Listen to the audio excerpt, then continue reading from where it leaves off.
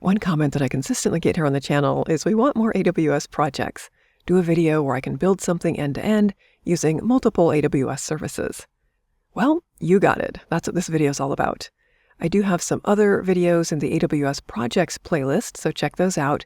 And then I actually have another version of this video that is now slightly outdated. It was using CodeCommit, which has now been deprecated, and then an older version of Node that's no longer supported. So this video that you're watching is the latest and greatest, all up to date as of today. We're going to be building out this application, Wild Rydes, which is basically Uber or Lyft, but with unicorns. And you'll see that we have things like user registration and login once we get that far. Backing up here to the home page, there's also some static content that you could update. But the most interesting part is that we can request a ride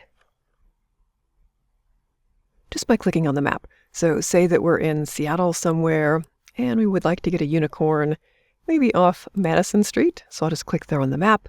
We will request the unicorn. And like magic, there's the unicorn. So this is Gil, the white unicorn, was on his way, and now he's arrived. Giddy up. Now, this is an AWS sample project. I cannot take credit for all the brilliance here, but I will walk you through how to set it up and explain what's going on behind the scenes with the different services working together. All the code's available for download, so don't panic about that, but we'll be building out the infrastructure from scratch. By the time you're done, you'll have a fully functioning application with a public URL that you could share with friends and family, or even a potential employer. Here are all the different services we're going to be using, quite a few. And most of these are pretty common in a modern web application, so understanding what they each do and how they work together will serve you well as you do other AWS projects. Just a quick word about cost before we get too far along. Everything we'll be using is eligible for the free tier, which is typically the first 12 months that you have an account. So if you're inside of that, everything should be free. Outside of that, there might be a small charge associated with getting it built and just doing some basic testing. I would say less than $1. Obviously, if you let the application continue to run and you're using it, you will continue to incur costs over time. So make sure you stick around to the end. I'll show you how to delete everything if you want to do that, just so you don't have any surprise bills. As far as what you're going to need to follow along, you'll need some kind of a text editor or somewhere to keep notes. We'll be copying various IDs and URLs and tokens and whatnot, and we just need somewhere to put those for later. You'll need an AWS account, obviously. Be logged into the console with a user that has admin access. You'll need basic understanding of AWS and how to get around the console, and then a GitHub account. We're going to copy all of the code into your repo so that you can work with it. All right, now that you've seen the completed application, let's kind of go backwards and walk through how we got here. Making this as real world as possible, pretend that a customer has hired you to build an application and they're giving you a list of requirements. First, we're going to need somewhere to store and update and pull the code. We'll need a place to host a website and make updates, a way for users to register and log into the application, a way to do the ride-sharing functionality, somewhere to store and return those ride results, and then a way to invoke all of that functionality. So let's start with this first piece here, talking about the code. We're going to be using GitHub for source control. AWS does work with other platforms like GitLab and Bitbucket, but GitHub is probably the most popular, and that's what we're going to be using. This is just some setup work, but hopefully it'll be instructive for other things that you need to do at some point in AWS. Like I mentioned before, our friends at AWS coded up the initial application, but over the years they've moved it, they've locked down the original S3 bucket where it was uploaded and so on. So I grabbed the code, uploaded it to my own repository for tiny technical tutorials so that we can use it for this video. Basically, you need to create your own GitHub repo in your GitHub account, and then we're going to copy the files from my repo down into yours. So let's do that next. Here in my Tiny Technical Tutorials GitHub account, I've got this repo wildrides-site, and we're going to be referring to things here later. There's a README with some links as well as our Lambda code when we get there. But basically, this is the repo that you want to be working with. I will link this below in the description. But I'm going to go to another browser where I'm logged in as a different GitHub user instead of the one who owns this repo, just so it'll more closely match the experience that you'll get. Here we go. So I'm logged in as a different user now, and this repo is set up as a template which means you can basically copy everything right to your repo. And to do that, you'll go to use this template here on the top right, create a new repository. So it's going to grab that template, grab all of the code out of the Tiny Technical Tutorials repo, and copy it to your repo. Give it the same name, Wild Rides-site. We'll leave everything else the same and create the repository. Okay, so that was easy. Everything's been copied down to my repo here, and now I can work with it in my own GitHub account. We'll check off that top item, and now we need a place to host the website and also make updates that'll be pushed out to the end user so they can see it. For this, we're going to be using Amplify. With Amplify, you can easily build and host websites. It's a really great service, particularly if you're a front-end developer and you just need to host some static pages. And lucky for us, we can also hook it up to our GitHub repository and pull the code from there. And as we're making changes to our code in GitHub, when we check those in, that'll automatically trigger our CI/CD pipeline, continuous integration, continuous deployment, and those changes will be deployed automatically. So super convenient. Here in the AWS Console, I'll navigate to Amplify and create a new app. We want to deploy our app from a Git provider. In our case, our code is sitting in GitHub, that step that we just took, and then we'll say Next. Now, if this is your first time using Amplify with GitHub, you'll need to log in. And let's see if my repo is showing up here. It is not. I find this sometimes takes 1 or 2 tries to get it to work, so let me update my GitHub permissions. We'll install, which is basically saying give Amplify access to my repositories. And you can give it access to all repositories or just select repositories. Let me go select the Wild Rides. This is the one that I just cloned, and save. Okay, looks like it was updated. And this should update the list on the top. Sometimes it doesn't, so sometimes you'll need to refresh. And there you go. If it still doesn't work, just go back into this Update GitHub Permissions, go through those steps again. I find it sometimes takes a couple of tries, but eventually your repo should show up here. Select that, and then say Next. Okay, everything looks good. Next. And save and deploy. So this is taking the code out of our GitHub repo. It's deploying it. All of the backend stuff is being set up for us. So we didn't have to go set up any EC2 instances or anything like that. It's going to deploy it, and as soon as it's done, we'll be able to click on this link and see the Wild Rides application. So I'll give it just a minute and be back when it's done. And that was successful. So if we were to click on this domain link now, there's the Wild Rides site. Awesome. Now let's go check that we can make updates to our code in GitHub. And when we commit those, we want to have them reflected here in the Amplify app. Basically test that CI/CD is working. And I'm just going to update the code here in my browser. Obviously, if you wanted to pull this down locally to VS Code or GitHub Desktop or something like that, you could do that. But I'm just going to open up index.html here. And I'll edit the file over here on the top right. And down here, there's an H2 called How Does This Work? Let's just make a small text update to say, how does this thing work? We will commit the change. And as soon as I do that, let me switch back to Amplify. That automatically triggered a new deployment. So Amplify detected that we had a code change. It's grabbed the latest code, and now it's deploying it. And in just a minute, we should be able to see the updated application. And success. Our domain URL is still the same. Let me just come into this page and we'll do a refresh. And we should see, how does this thing work? So that was the update that we made. Nice. All right. At the moment, our site is just a static site. It doesn't really do much. We had a requirement to allow users to register and log in. So let's work on that bit next. For authentication, we're going to be using Amazon Cognito. With Cognito, you can do authentication by having people register for their own accounts, or you can use other external identity systems like Facebook, Amazon, or other SAML or OpenID providers. It's pretty easy to set up, so let's go do that now. And also just a quick call out that when you're working with Amplify Gen 2, which is where we are now, you actually define your authentication options right in your code. So if we were to click into our main branch here, this will take us to the back end of the application, and over here you'll see authentication. If we had started from scratch with a brand new Amplify application, which you can do by running this command here, you'll see this file referenced right here, resource.ts. So in Gen 2, your things like authentication, your data model, your storage, and so on, those are just defined in these TypeScript files. And you could easily just go into that file and update the authentication to whatever you wanted. But given that our particular app was written pre-Gen 2, it would take a whole bunch of work for you and me to get that working. So we're going to do things a little bit manually here. We'll go over to Cognito and set up a user pool manually, and then we're going to come back and update our configuration in our code to hook things up.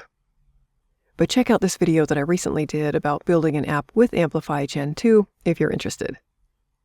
All right, but for now, let's head over to Cognito. I'll open up a new tab. And Cognito. And create user pool. Provider type is chosen for us. That looks good. For the sign-in options, we want username. And then next. Here we'll go with the Cognito defaults for password policy. No MFA required. There's a lot that you can do here though. As you'll see, we're mostly going to keep things the default. Click Next. Defaults here. And next. For this one, we're actually going to send email with Cognito instead of the simple email service. So make sure you toggle that one. Looks good. Next. For user pool name, I already have one called Wild Rides from the old version of the app that I did. So I'm just going to add a 2024 at the end of mine. You can just go with Wild Rides for yours. And then for the initial app client down here, the client name, I'll go with Wild Rides Web App. Okay. Scrolling down. Next. Everything looks good here. And we'll create the user pool.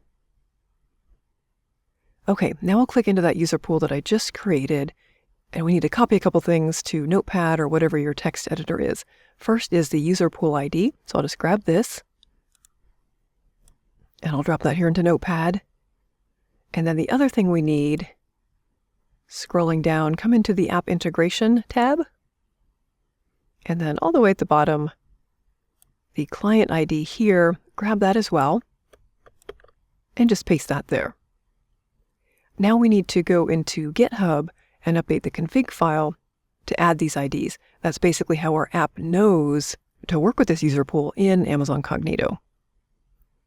So back over to GitHub, in the folder here, JS, there should be one called config.js. And let's just edit this one here in the browser. We want to paste in those IDs that we just copied. So the user pool ID and the user pool client ID. I'll paste these in. And then you also need to update your region. So if we go back to the console, I am working in US West 2 in Oregon. If you're in a different region, just use that. And with those changes made, let's commit them. And this should kick off a new deployment in Amplify. So back to our deployments. Sure enough, it's deploying. And actually from this page back here, you can see more details about what's going on. You'll see under the build expander here, all the things that are going on. And then the deploy is pending. But once that happens, you can view the details of that here as well. But I'll let this finish and be back in just a second when it's done. Okay, deployed. So our domain URL should be the same here, which I've got open here. So let me just refresh the site. And giddy up is how we go register for an account. You will need to use a valid email address here because it's going to email you a code. So I'll put mine in and the password. And let's ride. Okay, let me go check my email. I do have a code, yay. So I'll paste that in and then the email address that it went to and verify. Success. Okay, now we need to log in. And ta-da! Probably not the page that you were expecting, but you will need to copy this token here. We're going to use it for testing our API a little bit later. So just select everything here and copy. And then I'm just going to drop that in the notepad where I'm keeping track of other things as well. Okay, what do we need to do next? Well, next you need to hit that like button. If you're enjoying the video, I would super appreciate it. It really does help YouTube know that it should share the content with other people. And also think about subscribing to the channel. Thank you so much. Okay, but seriously, next we need to work on the ride sharing functionality. A user is going to request a ride, and we need to send a unicorn to their location. And these two pieces work together, so we're going to tackle them in the next section. First, we're going to use a Lambda function. You might know that a Lambda function is just a bit of code that runs in response to some trigger. In our case, the function is going to be triggered every time somebody requests a unicorn. And these are serverless, meaning that you don't have to set up and manage servers to run the code. It just happens automatically behind the scenes for you.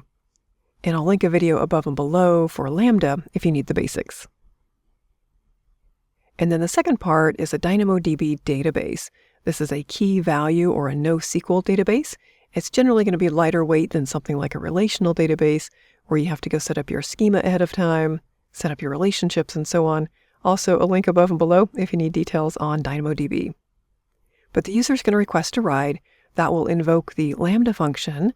That function will select a unicorn from the fleet and then record that request in the DynamoDB table and respond to the front end with details about the unicorn that's being dispatched. So we're actually going to start by setting up the DynamoDB table first. Back in the AWS Console, I'll go to DynamoDB and Tables. It will create a new table. The name of the table that you want is Rides. I already have one with this name, so I'm going to call mine Rides 2024. And then the partition key should be ride ID. So capital R and then capital I, lowercase d. This is a string. Defaults for everything else. And then create the table. Okay, after it creates, just click into it. We need to copy the ARN for the table. And that's going to be here on Overview, General Information, and then this expander here, Additional Info, the ARN. So just copy that. I'm going to throw that in Notepad with my other stuff here. And then next we need to work on the Lambda function. But you'll see that when we do that, it's going to ask us for an execution role, which basically says this function has permissions to do X. Specifically, we want Lambda to have permissions to write to this DynamoDB table that we just created. So let's go create the role that we can use when we eventually get to Lambda. So for this, I'll open up a new tab and navigate to IAM. And over on the left, come into Roles. We want to create a new role. The trusted entity type is an AWS service. And for use case, Lambda is a pretty common one, so it should be up here on the top of your list. Select that and go next. And then for the policies to attach, you can filter here. If you type in Lambda, you want to select this one here, AWS Lambda Basic Execution Role. So select that, scroll down and say next. The role name, for you want Wild Rides Lambda. I've already got one of those. So again, I'll add a 2024 at the end of mine.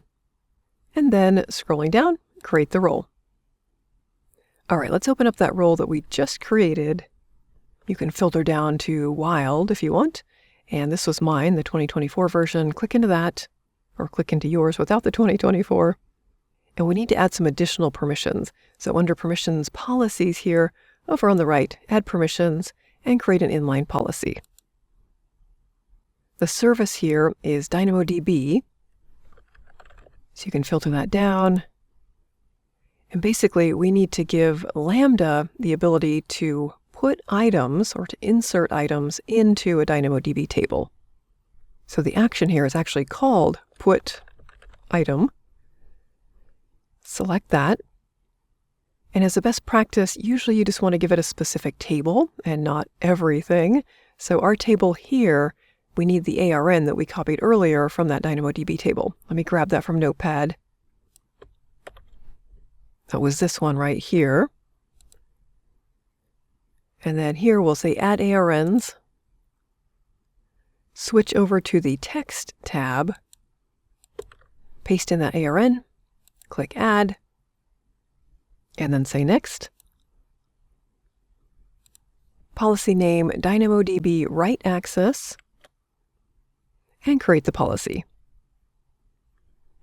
Okay, so now we have a DynamoDB table set up. We have a role that will let us write to it.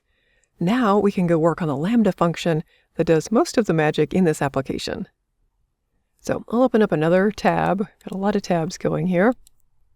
This one I'm going to open up to Lambda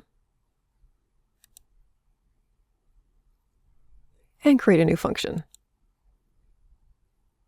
We'll author from scratch. The function name, you want request unicorn. I'm going to add the 2024. For runtime, we're going to go with Node.js 20. And then down here under your execution role, change the default, and we want to use that role that we just created. So use an existing role. I'm going to filter mine down to wild. I'll choose the 2024 version, choose whatever you named yours, and create the function. You'll get some boilerplate code here, but we want to replace everything. And I've got that code for you out in the repo. So coming back out to GitHub on the README here, the Lambda function code, you can just copy all of this. This has been updated to work with Node 20. So just copy this. I've also got the test function down here separately. But for now, let's just grab that Lambda function code. And then you can replace everything here with that code. I'll just briefly walk through what's going on here. So we've got our fleet of unicorns just hard-coded in here. You could add some additional unicorns if you wanted. The ride ID, this will be random based on the URL. We're going to get the username from the request context, the Cognito username, so whoever you're logged in as. And then the pickup location will come from the request wherever you clicked on the map. And then record ride, we're taking in all of that info, and this is where we write things to the DynamoDB table. So super important, if you named your table something other than rides, your DynamoDB table, so remember for me, I named mine rides 2024, make sure you update this code or nothing will work. Okay, looking good. There's also a placeholder here for find unicorn, where you could do additional things like finding an optimal unicorn and so on. And then we've got some basic error handling as well. So pretty simple code. Just make sure you're using the correct table name, and then let's deploy it. Okay, looks like that worked. Now let's create a new test event to make sure this works. For the test event name, I'll just go with test request event. And then scrolling down, the code we want here, this is also out in GitHub. You can just copy this test function right here. Paste that in, replacing everything. It's just some JSON code, passing in some test values. Make sure you save the test event. So you might need to scroll up. Here we go. Save. And then over here, test. I'll just zoom out a little bit so we can see everything. Okay, and it looks like we got a response 201. We've got the right ID, we've got the unicorn name, color, and so on. So if you got a status code of 201, everything is good to go. And if we go into our DynamoDB table and explore table items, we should see there's one entry in here now. And here we go. It can take a little while for this to show up sometimes. So if it's not immediate, just give it a minute or two, refresh, and hopefully it will show up here for you. Okay. So our last major piece is a way to invoke that ride-sharing functionality that we've built out. We saw that we can invoke it with a test function in the Lambda console, but obviously we're not expecting our users to do that. They're just going to be in their browser, they want to click on the map, and then magic should happen. So what is this piece? Well, in AWS land, this is going to be AWS Gateway. This is a core service in AWS to build your own APIs.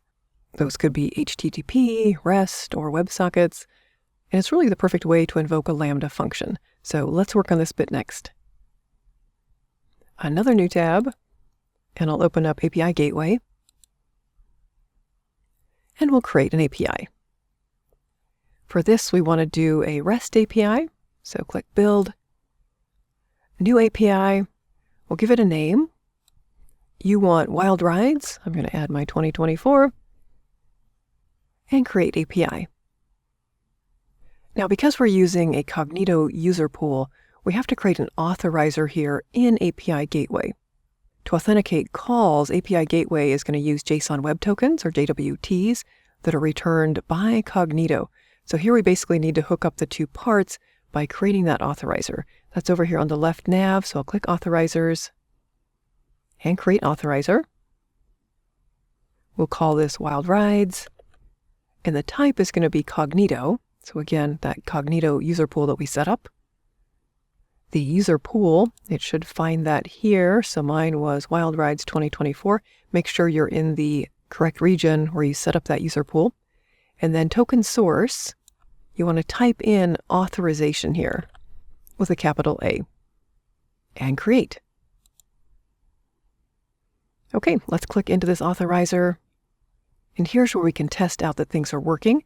And that's where the token comes in that we copied a long time ago, it seems like. Here, a notepad for me, it was this thing right here. So I'll just copy all that. Paste it in here. Make sure you don't have any extra spaces at the beginning or the end. Test authorizer. And you should get a status code of 200 and some additional information coming back as part of that token. So everything looks good here. Now let's come back to resources for the API.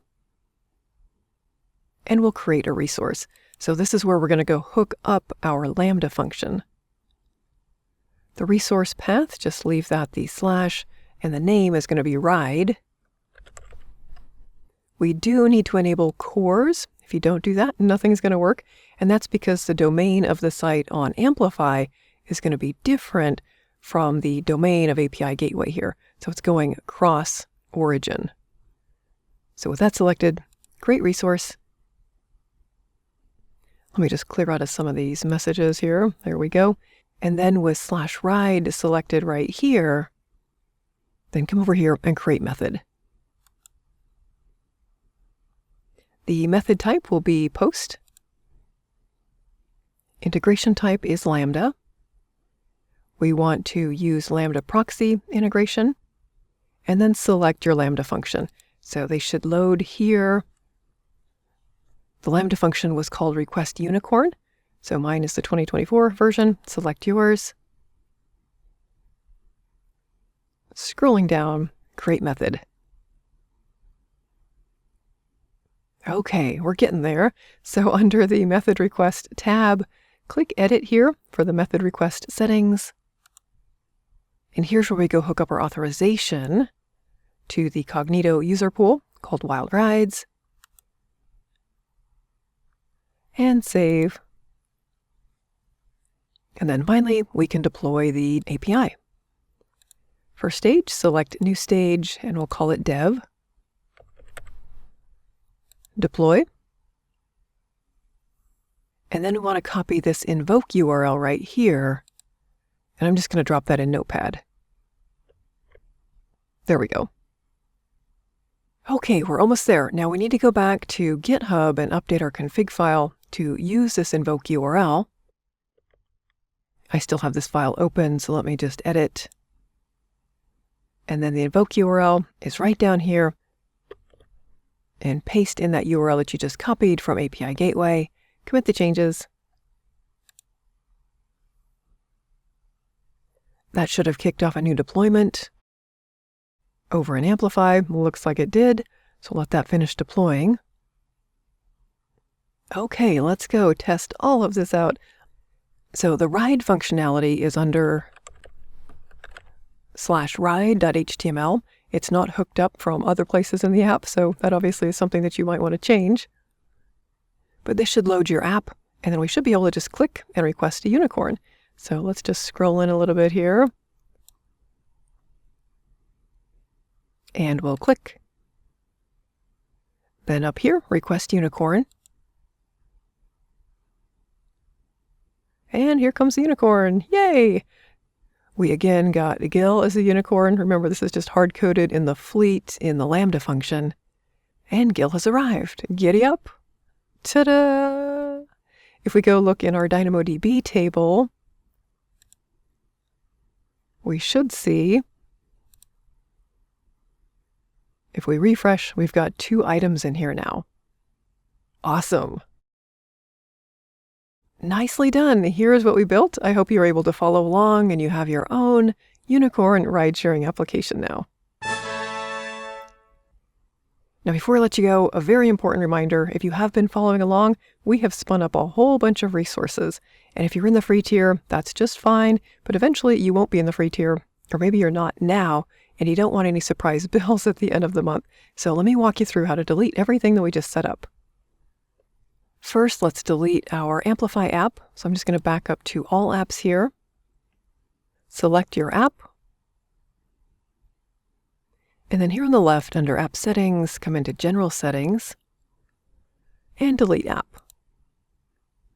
We'll need to confirm. Now let's move over to Cognito, which I think I closed. So let me just open this up. Select your user pool and delete.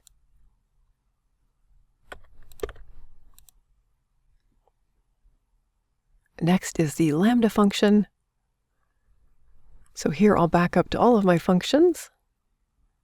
And request unicorn 2024 is the latest, up to actions and delete. Confirm. The IAM role, that's not going to cost you anything, but if you just want to keep things nice and tidy, I'll back up to IAM. And roles here on the left. This was Wild Rides Lambda. And delete.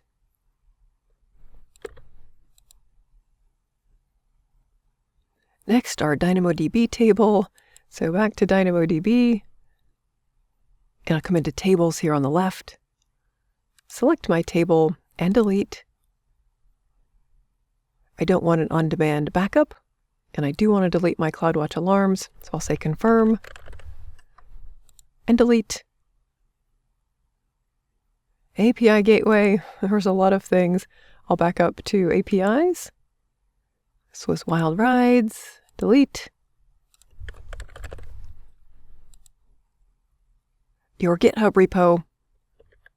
This won't cost you anything either, and you might want to keep this. But if you do want to delete it, just come into Settings. And then down here, under the danger zone, delete this repository. You'll need to confirm a few different times that that's actually what you want to do. I'm going to leave mine for now. And then the last thing in AWS, something you might not have even known was happening. If you come into CloudWatch, and then logs over here on the left, log groups, and you can filter here for request unicorn. As your Lambda function was running, there's a lot of stuff being logged, so we'll just delete that just to clean up space. And with that, there's just one thing left to do, and that's to hit that like button and also consider subscribing for more content like this. Thank you so much for watching. I hope you got a lot out of this.